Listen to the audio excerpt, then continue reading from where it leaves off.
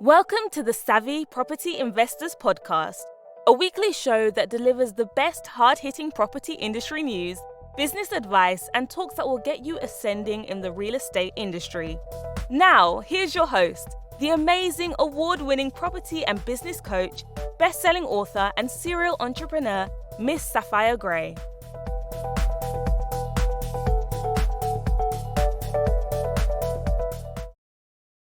Hello, ladies and gentlemen, and welcome to another episode of the Savvy Property Investors Show.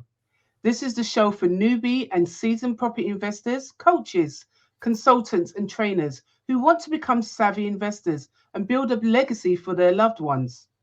My name is Sapphire Gray, and I'm your host for today. Every week, I bring you different episodes talking about your property investment and various business topics on how to grow as an expert in business. Sometimes I will interview students and sometimes I would interview expert speakers from various business worlds. Today, we're going to be talking about how to stop giving away all of the hows in your content. But before I introduce our guests, I want to remind you of a couple of things. If you are new to our podcast, make sure you subscribe to our YouTube channel so you don't miss out on other episodes. If you haven't already downloaded the Property Investors Toolkit, make sure you do that now. You know that following in the footsteps of someone that has already created wealth through property and business is the way to learn. Maybe you're struggling on how to find the right strategy that suits you, or struggling with how to invest in property with little or no money. Whatever your issue is, there is something you can do about it by going over and downloading the Property Investors Toolkit. All you need to create a profitable property business that will continuously bring you the rewards that you deserve. So go and check it out for only £37. The website is www.savvywomen.co.uk. If you also scroll down in the show notes, you'll also find a link to this wonderful offer. Or if you're watching from YouTube and other social media platforms, you'll find the link in the comments. It's now time to introduce our guest today, Jen Liddy. Jen left her career teaching high school English to avoid a life of doom by grading crappy 9th grade essays. In 2013, she made a terrifying leap into entrepreneurship and learned everything the hard way, as we do. Now, as a content creator specialist, Jen helps personal brands step off of the content creation treadmill and get out of content chaos with strategies that ease-ifies, simplifies, and actually makes content fun. As one client said, Jen shows you how to create content that feels good to you in a way that works for you. I am Sapphire Gray, your host, so let's get started. Jen, thank you so much for joining me today. Hi, Sapphire. Nice to be here. Brilliant. Thank you so much.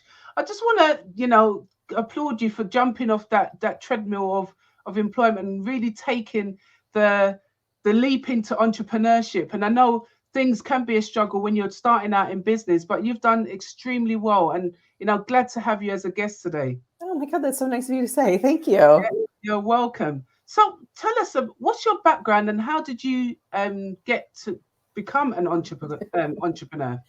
Well, so I was, like I said in my bio, I was a teacher, a high school English teacher. It felt like I was a teacher for 100,000 years. It felt like I was a teacher. And I was a good teacher. I loved teaching. I would still be teaching if it wasn't for grading. If it wasn't for parents who stuck their nose in where it didn't belong, and if it wasn't for smartphones, then became, part of the landscape. And it just was, it was just doing this thing that I loved didn't feel fun anymore. And every day I'd be in the shower, shampooing my hair going, how can I get out of this today? Can I call a sub today? Can I just not go to school today? And that was a big indication to me that something needed to change. Then an opportunity came up to become partners with my personal trainer at the time. She was running a business. The business was really running her at that point because she's a great personal trainer, but running the business and being a personal trainer was really hard. So I stepped in and we became partners I did like kind of the operations, the communications, just like the organizational stuff so that she could run the actual front of the house of the business. So I just kind of abandoned teaching and stepped into this role of entrepreneur, not knowing anything. My husband is an entrepreneur, so he was very supportive in that way. But I just mostly felt like I was really treading water in the deep end of the pool, and I wish somebody would throw me a floaty. I understand that. Because when you get into business, so to speak, entrepreneurship, founding a business, entrepreneurship culminates a lot of things and a lot of areas in business. It's multiple hats that you're wearing. And it doesn't bode well when you're starting out that you haven't got those funds to support your business, i.e. getting a sales team, getting a, admin and doing all these different things. We're always doing it for ourselves. So, when you've started out now, you've gone into someone else's business, you're helping them build your business. So how did you then niche down to becoming a content creation specialist? Yeah, I'll hit the fast forward button on that. So, once I was in that business, learning everything kind of from the inside out, we didn't make we were able to pay our bills, but we were never able to pay ourselves. And I eventually was in the depths of burnout. So I left that business. That business wound up closing. And then I just decided I really wanted to help entrepreneurs who were super creative, but could never get any traction because their creativity just kind of kept them in that swirl of ideas. And, they would live in that space where they'd be so frustrated with themselves because they couldn't get anything done. So I niched down to being kind of like a business guide or a business coach. And then in that realm, I realized like I have a great ability to, because of my English teacher past, to talk to you about the ideas that you have and how we can use them as content. And then, so I just really kind of niched down from general business coach to really focusing on marketing and content. And it's something I find people really struggle with, content creation. It's a necessary part of the landscape of our business, but so many people don't know how to do it or they're intimidated by it. And so I just figured I would take everything I learned with business and everything I learned with being an English teacher, and I would just marry the two and teach people how to do this thing that feels really hard for them. But so when you say content, what are we actually talking about here? I know. Content. So a lot of people think when I say content, I mean social media. Social media is a place where you can put content to connect with your audience. Yeah. It is not it does not equal content. It's not the only place that you put content. So for like the bio that you read in the beginning of our conversation, that's content. The introduction that you did for your own podcast and show, that's content, right? The things on your website, the emails that you send, the content of your actual podcast, all of it counts as content. And it all serves a different purpose, right? Like when you're sending a weekly email to your email list, that the purpose of that is to nurture an audience and develop a relationship with them. Yeah. Perhaps the purpose of the landing page for your lead magnet is to compel somebody to take action and trade their email, for your free thing that you have. So every piece of content has a different reason for living, but content is everywhere and it's kind of everything. Yes, because we're in a property space and a lot of estate agents, letting agents use somewhat content to market their products. In that space as well, it's really hard to nail down the content because you're just making it simple to attract a market that wants to either sell or buy a property. How would you say content in that arena would do really well?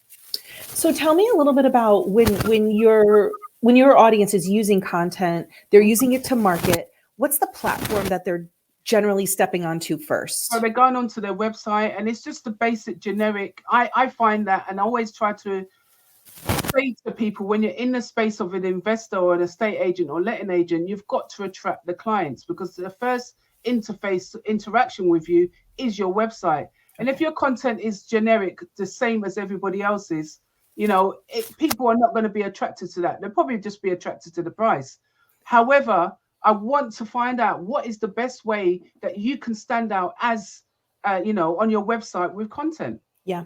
So one of the mistakes that experts make is they talk about themselves too much. And they talk about my expertise and my my experience and my training and my sale that I just had and my investor that I just got. It's like me. Mhm. And I hate to be harsh here, but our audience doesn't really care about us. They care about what we can do for them, how we can help them. So a really great thing to think about is what's in it for me. That's what our audience is thinking. And so number one, if your audience is first going to your website, go look at your website and how many of the sentences on your website start with I.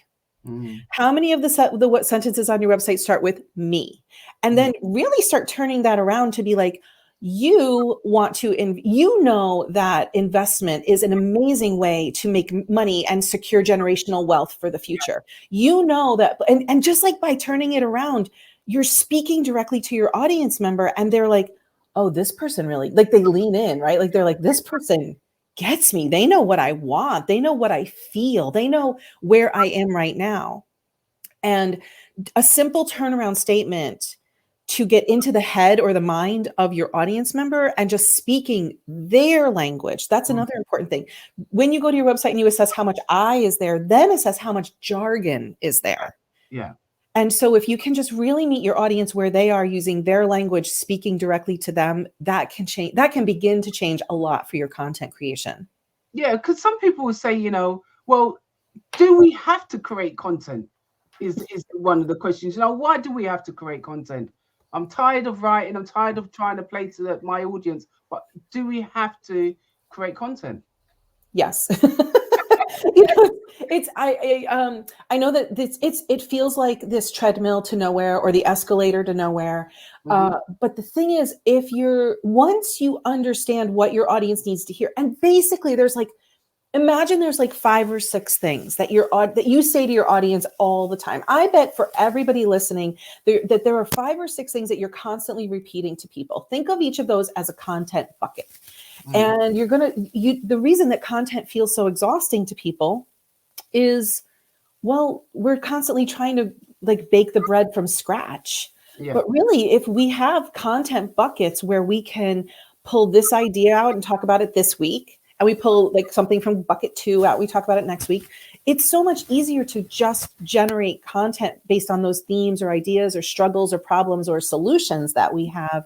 And we're not generating everything over and over again. So no matter whether you use, like you're driving people to a website, you use social media, or your way of doing content is to like join lunch club and have conversations with people. Yeah. That is content, because you need to have a clear message and know what to say to attract those people. Excellent. So what are some of the myths about creating content then? Because there is some myths about it. So can you share with our audience what the myths are? Yeah. Actually the question you just asked leads into a nice myth, which is that you have to constantly be generating new material and that you can't repeat yourself. So I would love for your audience to give themselves permission to repeat themselves. And here's why.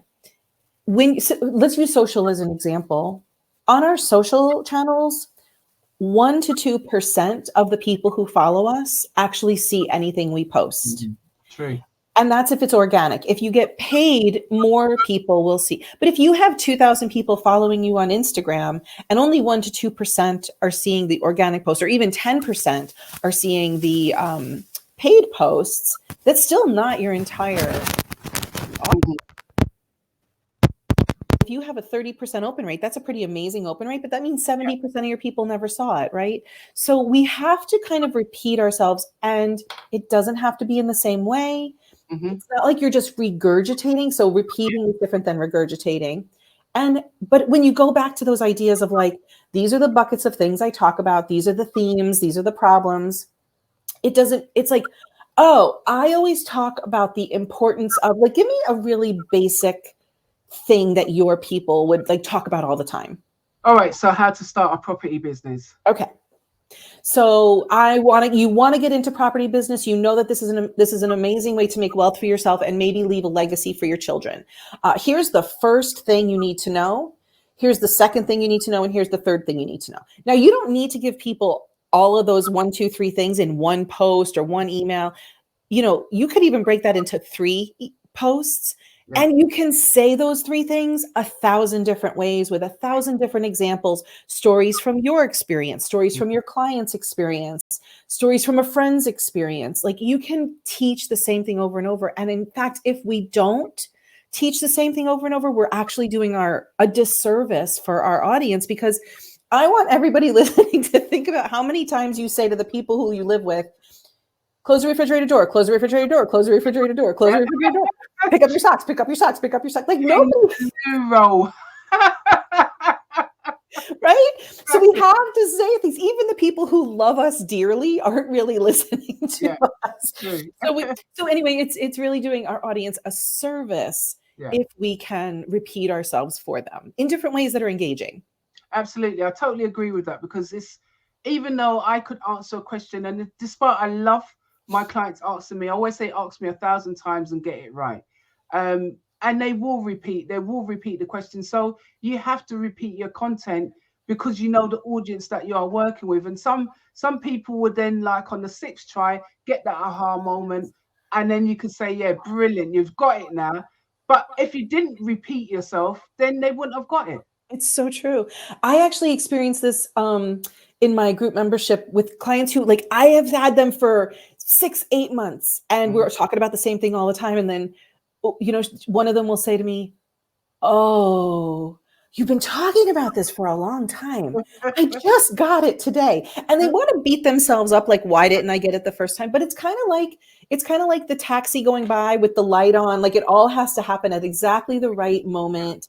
And so we have to be patient as content creators. And another myth, just one more to kind of hammer this point home, is we think our audience will get bored if we repeat ourselves or we like teach the same things over and over again. But you will get bored as a content creator with your content way sooner than your audience will. Yeah.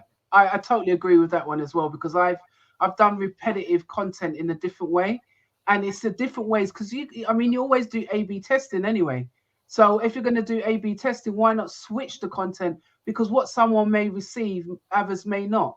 I like to do just writing content, then I do pictorial a piece of picture with a piece of content, and see whether that works well or not, because people like a visual as well. So switching it up really pays into the audience all the time, you know? Yeah. And so what you just said is a really foundational piece of repurposing. So once you have one thing and it works, okay, now you've written it down. Now you've got a graphic. Now maybe you do a video. Now maybe you interview somebody about it. Like, there's just so many ways you can use the same thing, because everybody's brain takes in information differently. And we really have to speak to all those different, brain styles. Yeah. And you only have to go onto Google and type in a topic that you're sharing with your audience, and see how many thousand people are searching the same thing day in, day out. Yes. So it's not something that you're doing and you think you're boring your audience. It's something you're re-educating your audience with. And that plays so nicely into how they want to create content, and making content fun and educational at the same time.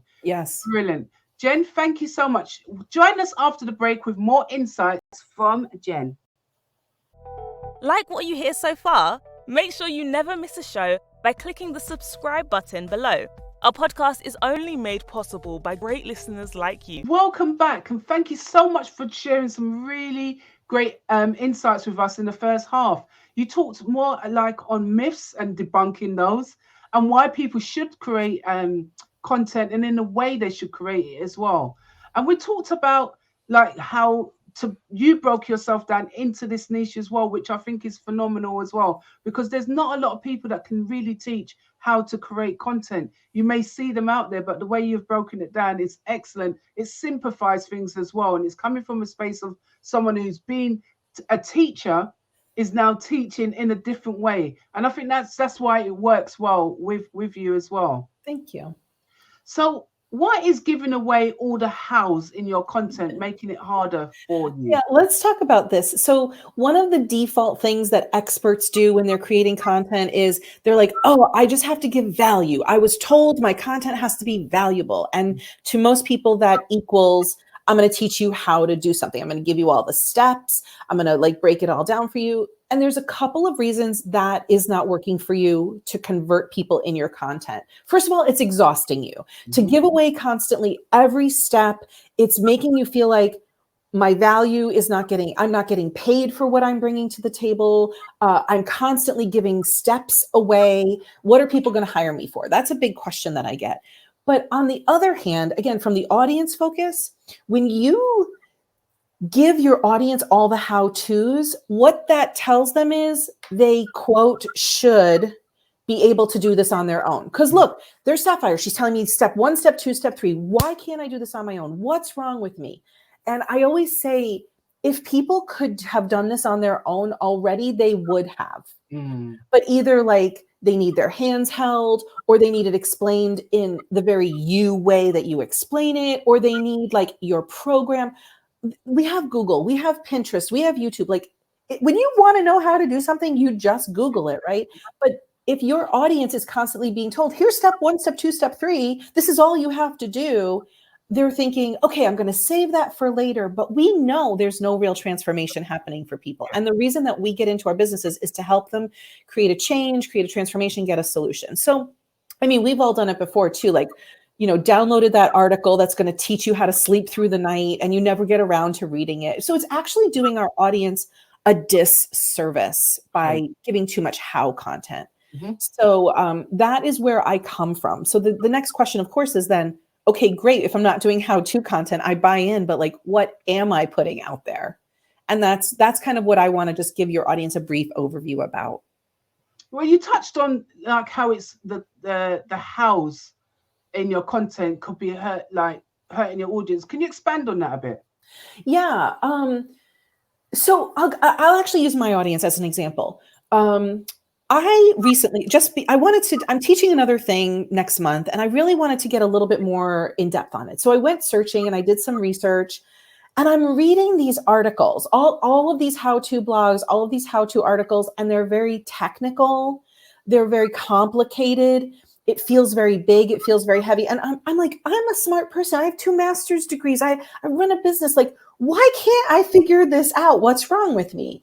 And I thought, if I do this stuff all day long, I consume information about content all day, and then I go read an article and it's like over my head, but it's giving me all the how-tos, and even I can't take action.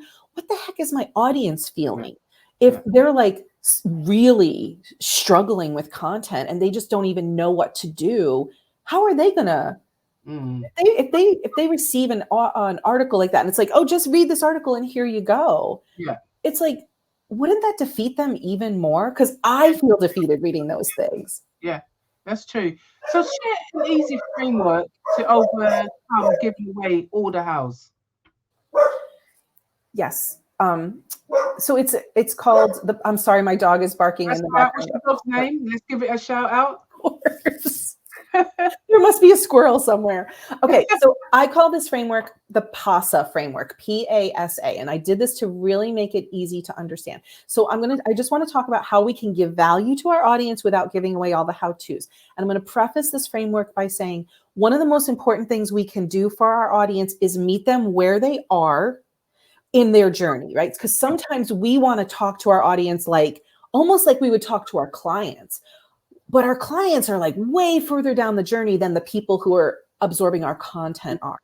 And so that means we have to make sure we are using the words that they use to describe their problem and using the words they use to describe what they want or the solution. So that's where I'm going to start. And the other thing that's important about knowing how to use this framework is meeting people emotionally is actually quite important. And a lot of experts, especially in a field like, investors and real estate, they understand the how to, almost like the engineering part of it and the science part of it.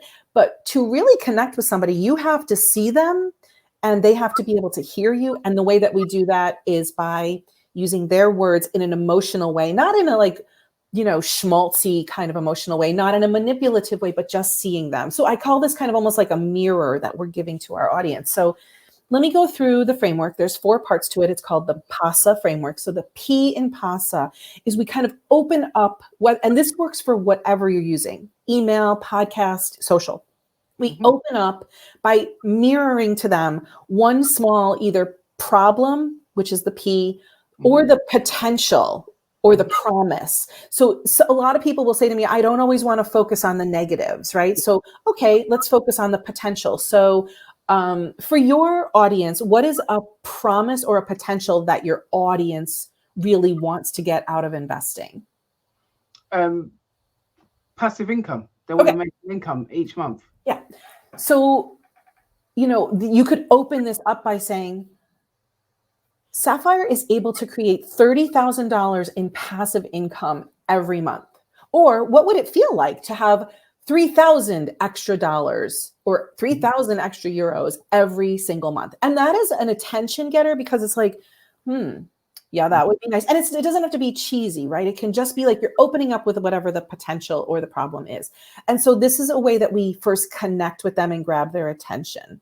And the other way they do this is with a problem too. You could say, every month you find there's more month at the end of your money, right? There's too much month at the end of your money. And again, that might be a fun way to kind of talk about the problem. You want to make more money. So that's the P. And then we move into the second piece, which is the A, and that is the word there is agitate. And I really don't love that word, but I want you to think about we're basically agitating the situation that we just stated by giving some examples, right? So if I were using I was going to agitate the problem, every month there's too much month at the end of your paycheck. You find you really want to give your daughter ballet lessons. You'd really love to upgrade to organic food. You think I have to work harder. I have to work overtime. I have to work more hours. You go to bed exhausted every night. You don't know where it's possible that you could find more time to make more money, to make the month, to make all the bills you have to make in a month. Yeah. I'm just making this up as I go along. So I'm stumbling as I go. So that's the A piece of it. So now I've agitated you, and I could do that in a positive way, but you do that with really specific details. I just kind of mirroring back to them. Okay. The next piece of the framework is the S. And this is you suggest a solution. You suggest a way out. It doesn't have to feel so hard. You don't have to work extra hours. You shouldn't have to have 3 jobs.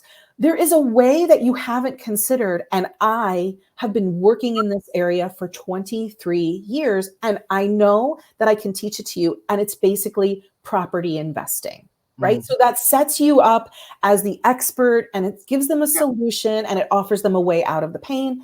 And then the last piece of the framework goes back to another A, which is to invite them into action. You don't have to go to bed tonight thinking that you need a 3rd job.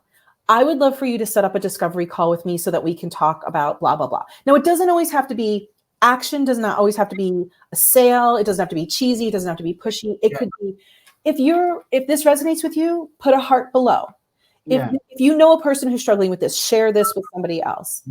Or what's your biggest dream? How many properties would you love to own? Or what kind of passive income would you love to? You can ask them anything, but it's about getting them to take action. Perfect. I love that. That is absolutely brilliant. And I can resonate with that because that whole flow, it just flows with the audience as well. And it's simple content, just putting something together in a simplistic way, using PASA, and it just made sense. It's like you sold. When do I sign up? I'm sending you a love heart. It's a brilliant way of doing it without over complicating it and confusing people. Just simply putting it out in a simple format. I love that. Do you have resources to make content creation easier? Yeah, I have this one planner that I'm going to tell everybody about. The number one thing that people get struggling with is, okay, I've got the ideas. I get what you're saying. I have my ideas are just swirling around my head. So I created a customized content planner. It's not one of those 30-day grids that's just blank. It actually teaches you how to create content in a way that works for you and your audience. And your audience can download that at jenliddy.com/content planner. Excellent. And it comes with lots of examples so that you don't feel like you're just, hanging out there, not knowing what to do with it. And this will be in our show notes, but can you just repeat that again so they can get it? Sure. jenliddy.com/content planner. Excellent. Jen, how can people connect with you? Yeah, I am mostly on Instagram. I mean, I have a presence kind of everywhere, but that's only because I have a team who knows how to take care of all that. But I would love to connect on Instagram, which is at Jen Liddy Coach. Mm-hmm. And of course, my website, you can also get that planner just right at my website, which is jenliddy.com. Perfect. And we will share your website, Instagram, Facebook, YouTube, Pinterest, and LinkedIn. We also got your direct contact details. So if anyone wants to reach out, what have you got courses as well that you deliver as well, or membership? Yeah. So what I have is a membership because I found that people really needed weekly support. So I show up every single week for my members and we give them a little bite-sized training. We plan their content together. I answer any questions. My goal is to be as transparent as possible and to make this content stuff simple because it's necessary, but not everybody, you did not get into business to become a content machine or a content expert. Yeah. And that's why I created my Content Creator Studio membership. Excellent. And I've always said to people as well, when you're in business, get the people that are the professionals in the area that you're weak. Yeah. There's no shame in being weak about something at all. The amount of hats that I used to wear, now I've got a nice little team that does majority for me. And if I didn't have that, or just one other or somebody else that can teach you how to do something, you will continuously struggle. So yeah, I'd love people, please reach out to Jen and get using her services. They're brilliant. So ladies and gentlemen, thank you for tuning in and make sure that you check out Jen with this interesting interview and the content that she has for you as well. Thanks for being here, Jen. It's been brilliant and an absolute pleasure listening to you and, even learning from you. And I think that's what people need to understand as well. Not everybody knows everything. I don't know everything about content. And I mean, even the other day, I was thinking to myself, she's coming in to teach, don't give away your house. I give away so much house. It's unbelievable. But, I'm learned from you as well how not to do that. And a simple step you just use in how to, put out your content and how you should use it in PASA is brilliant. So thank you so much for joining us today. It's been an absolute pleasure. So ladies and gentlemen, thank you for watching and listening. And if you enjoyed this episode, don't forget to subscribe to our YouTube channel, rate us, review, download, and definitely share. Thank you once again, Jen. Thank you so much. What a pleasure to meet you and your audience. This week's episode of the Savvy Property Investors Podcast was brought to you by our sponsor, the Savvy Women Group. Thank you for tuning in. If you enjoyed today's show, head over to our website, www.savvywomen.co.uk to gain access to our free resources and more insights about our guest speaker today. Remember, we make your business our business, so you can unlock your full potential and improve your quality of life.